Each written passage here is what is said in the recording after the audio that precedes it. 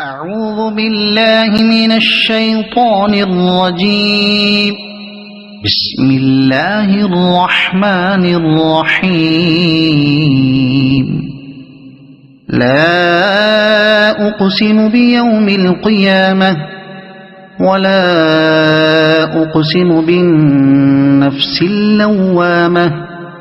أيحسب الإنسان أن لن نجمع عظامه بلى قادرين على أن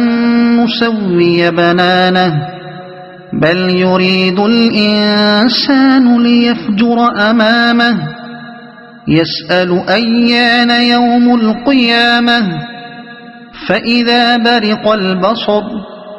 وخسف القمر وجمع الشمس والقمر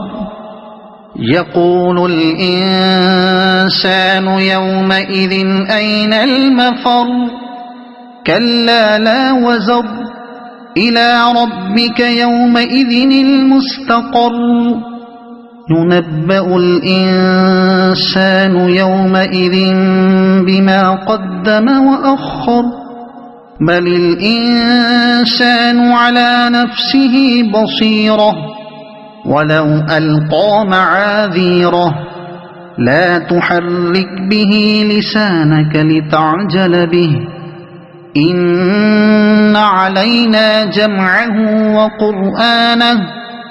فإذا قرأناه فاتبع قرآنه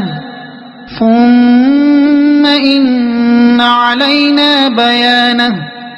كلا بل تحبون العاجلة وتذرون الآخرة وجوه يومئذ ناظرة إلى ربها ناظرة ووجوه يومئذ باسرة تظن أن